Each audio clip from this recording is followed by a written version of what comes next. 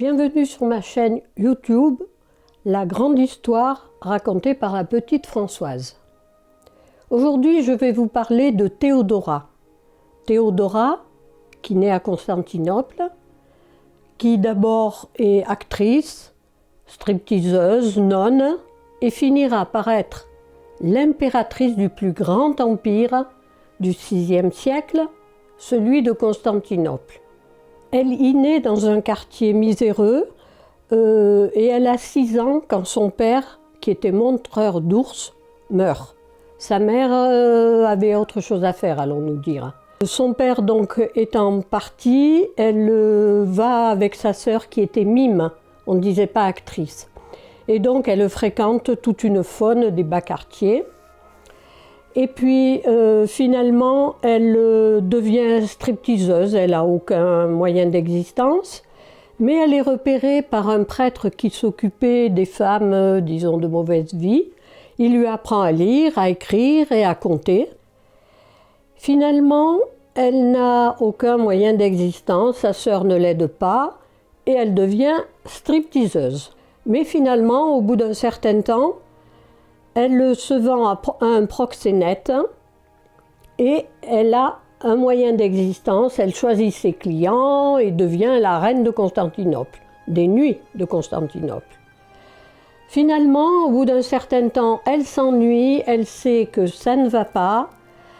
Elle a un avortement et on la récupère dans un état de santé lamentable. Elle décide de se ranger parce que le gouverneur de Libye était un de ses clients. Ils décident tous les deux de faire un pseudo-mariage et la voilà partie en Libye avec son pseudo-mari. Mais la vie en province, en Libye, dans le désert, n'est vraiment pas excitante. Notre Théodora fait de louables efforts pour être une dame distinguée, de la noblesse ou pseudo-noblesse, mais finalement elle s'ennuie trop et un jour elle décide de partir à pied pour Alexandrie. Après une semaine d'errance, elle est recueillie bien sûr dans un état de santé lamentable par une communauté de pèlerins qui vivent dans des grottes, qui se nourrissent d'herbes, qui prient, qui réfléchissent, et elle est accueillie avec bienveillance, personne ne la juge, même quand elle avoue sa vie passée. Et ce séjour parmi ces personnes lui fait beaucoup de bien. Mais tout a une fin, et un jour, elle décide de partir à pied pour Alexandrie. Elle est recueillie bien sûr par des caravaniers, là aussi dans un état lamentable, et elle se vend comme esclave. Et elle voyage dans un sac au cou d'un chameau. Et elle arrive finalement à Alexandrie. À peine arrivée à Alexandrie, elle s'ennuie, elle s'enfuit, mais vivre de quoi? Elle est recueillie, là aussi très malade, par une communauté religieuse qui lui apprend là aussi plein de choses. Elle est intelligente, elle réfléchit sur les religions. Dans cette communauté, il y a une religieuse qui s'intéresse à elle et qui lui apprend, qui, sans morale, sans la juger, qui est une véritable mère pour elle. Les querelles religieuses à cette époque du début, peut-on considérer, du christianisme étaient très fréquentes et la violence était présente et le patriarche Timothée la remarque et va en faire son émissaire pour propager la religion monophysique. La voilà partie pour Beyrouth, Gaza, Antioche. Elle est le lien entre les différentes communautés qui, alors, sont persécutées par l'Église. Elle rejoint Constantinople et vit modestement parce que le patriarche Timothée et divers autres responsables de ces églises lui ont dit qu'un jour, quelqu'un viendrait et qu'elle le reconnaîtrait. Alors la voilà qui s'installe avec sa broderie et très modestement, elle vit dans un petit appartement et elle attend. Et un jour apparaît Justinien. Justinien est le neveu de l'empereur Justin. Il est destiné à régner et donc ils vont se lier d'amitié, une amitié qui petit à petit va se transformer en amour. Justinien est un être supérieur, mais paisible, bienveillant, et Théodora est littéralement subjuguée par Justinien. Il va l'installer dans un palais. Elle va faire venir ses sœurs, ses amis de la rue qui vont bien l'aider à comprendre les rouages de l'Empire, mais surtout, elle va se lier d'amitié avec l'empereur. Ça ne se fait pas, mais elle, avec sa gouaille, avec son intelligence, il jouait aux échecs et à divers jeux, elle lui donnait son avis sur ce qui se passait dans Constantinople. Et vraiment, il se met à aimer cette petite gamine extraordinaire. Et il accède au vœu de Justinien qui veut épouser Théodora. On n'avait jamais vu ça. Bon.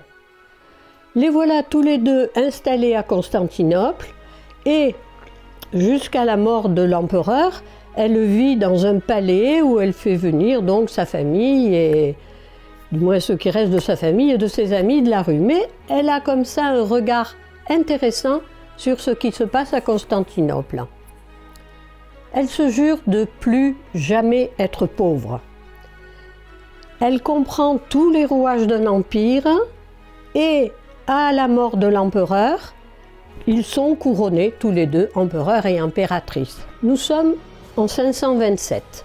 Sur toutes les représentations que nous avons de cette époque, Théodora se tient modestement derrière Justinien, mais on ne voit qu'elle. Elle a d'abord des yeux immenses et elle est toujours couverte de bijoux. Les plus lourds, les plus gros sont pour elle.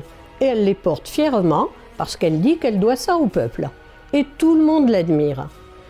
La première partie du règne de Justinien, c'est un règne paisible. Justinien fait de grandes réformes. Il bâtit Sainte-Sophie. Justinien, entre autres réformes, refait entièrement le code civil. Théodora, de son côté, s'occupe beaucoup des femmes. Il y a de grands travaux d'entrepris, donc la construction de Sainte-Sophie, comme je l'ai dit. Dans la deuxième partie du règne, il y a des grandes crises. D'abord, il y a la peste, qui s'abattra plusieurs fois sur Constantinople. Justinien l'attrapera, et qui fait-il nommer comme régente? Théodora, qui va régner sur cet immense empire dont je vous montrerai une carte. La grande crise politique s'appelle celle de Mika parce que le peuple de Constantinople régnait à l'hippodrome et c'était la guerre entre les différentes factions de courses de chars. Les Verts, traditionnellement, c'était le pouvoir. Mais un jour, le peuple, disant que les nobles étaient responsables du désordre qui régnait et peut-être même des catastrophes qui se sont abattues sur cet empire, le peuple ne veut plus, manifeste dans la rue. Justinien ramasse le trésor et dit qu'il va fuir. Alors ça, c'est impossible pour Théodora. Elle se pare de tous ses bijoux, et ça, les chroniqueurs sont unanimes pour le dire. La voilà qui traverse le palais, les poings serrés et la rage au cœur. Elle se présente devant le peuple et leur dit « Vous fuyez, l'empereur veut fuir, moi, je reste. Nous allons reconstruire et Justinien pourra aller au bout de ses réformes. » Et bien entendu, le peuple l'acclame, elle aura gagné. Cette petite bonne femme aura été régente de cet empire gigantesque, où les conflits se multiplient, il y a la pression des barbares, l'empire romain d'Occident n'est pas pacifié, celui d'Orient non plus, ce sont des guerres, des conflits incessants, tous les deux tiennent. Et Théodora, plus fort même que Justinien. Théodora mène une vie de reine. Justinien est plus modeste. Il mène une vie d'ascète, il se nourrit de peu de choses, il prie beaucoup. Théodora, elle, reçoit les émissaires et se bat aux quatre coins de l'Empire.